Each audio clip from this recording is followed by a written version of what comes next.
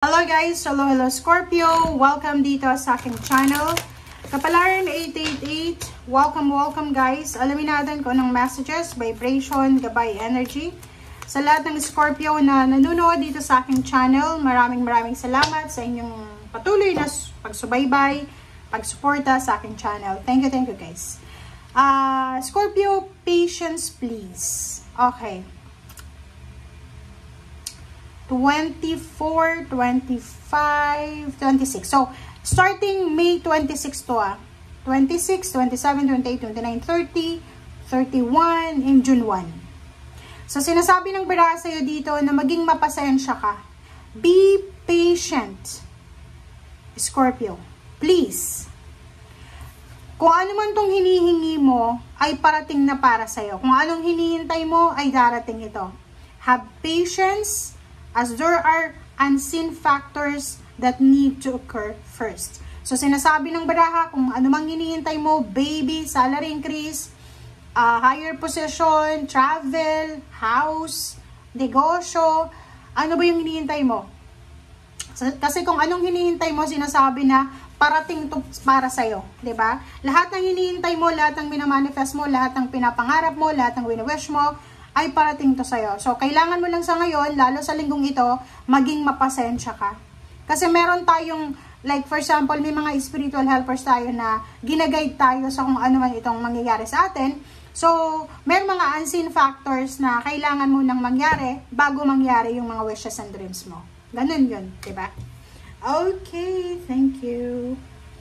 Tingnan natin dito sa second deck. Scorpio.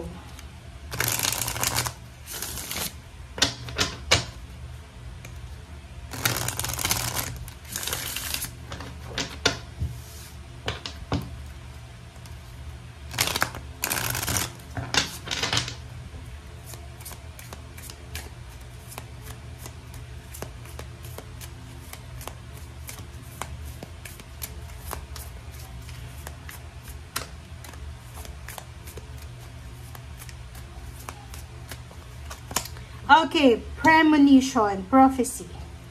Okay, so this week, sa linggong ito, Scorpio, maging careful ka sa mga signs, symbols, synchronicities, odor, smell, ano pa ba, mga words na naririnig mo.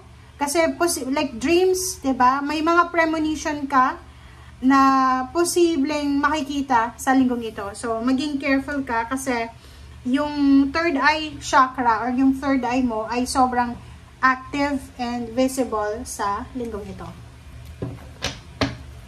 So, marami kang makikita na hindi mo nakita dati. Diba? So, maraming may intindihan ka, madidiscover, parang ganun.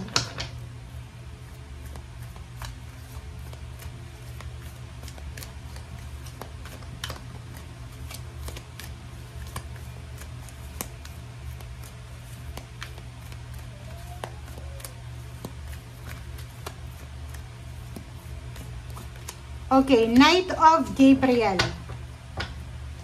Okay, Knight of Gabriel, sinasabi ng baraha na oras na para gumawa ng action. Great passion for a cause. So, dito sinasabi na alam mo kung ano yung gagawin mo, diba? Alam mo kung ano yung diskarte mo sa buhay. So, oras na para simulan ito. Okay, oras na para gawin ito. Oras na para magsimula ka.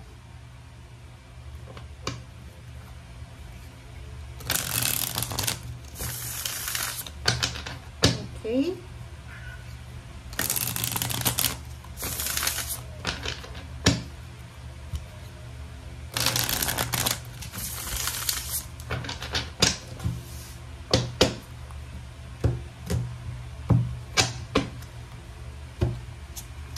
Okay, Nine of Swords,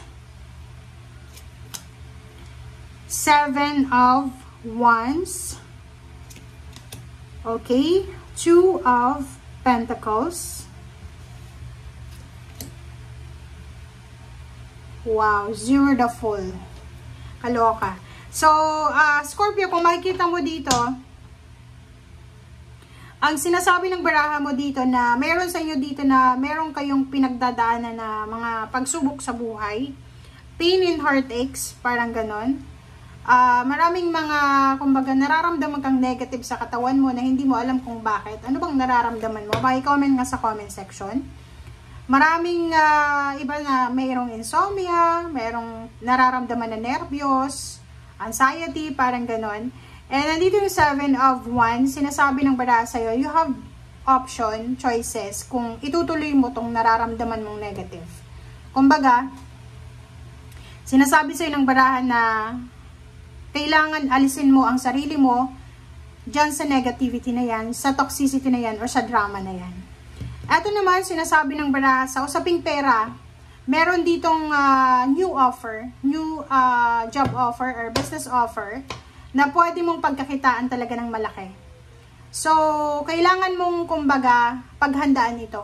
Kasi malaking pera to, malaking trabaho, malaking obligasyon. So, ngayon pa lang, sa linggong ito, ihanda mo yung sarili mo. Physically, mentally, spiritually ready ka dapat. Okay?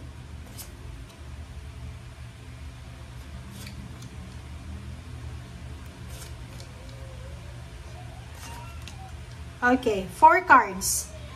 The Tower, the Moon, Temperance, and 2 of Swords. So, yun na nga. Ang baraha na ito, sa last part na 4 cards, plus sa ilalim niya, yung ilalim niya kasi is 10 of Cups, sorry. 10 of Cups na upright. Sinasabi ng baraha sa'yo na kailangan mong i-prioritize yung healthy emotional mo, healthy emotion. Ibig sabihin, i-prioritize mo kung ano yung nararamdaman mo. Ang Tower moment, paminsan-minsan, talagang dadaan tayo sa pagsubok, dadaan tayo sa mga away, gulo, or dadaan tayo sa negative. But, yung the Moon dito, sinasabi ng baraha, huwag kang matakot. Alisin mo yung takot sa iyong puso, sa iyong katawan, sa iyong isip. And, maghintay tayo. Kasi, yung takot na illusion na yan, minsan, yan yung rason kung bakit, kung ano lang yung naandyan, ginagrab na natin. Kung anong opportunity na ino-offer sa atin without analyzing, without thinking, gagrab na natin. Kasi takot tayo eh. Takot tayong mawala ng trabaho, mawala ng pera, mawala ng relasyon. So, dito sinasabi ng 2 of Swords na make sure, pag-isipan mo ng mabuti, lalo na sa linggong ito, kung ano mang desisyon ang gagawin mo. So, ang universe ay bibigyan ka ng pagkakataon ng maybe 1 month or several weeks para makapag-isip.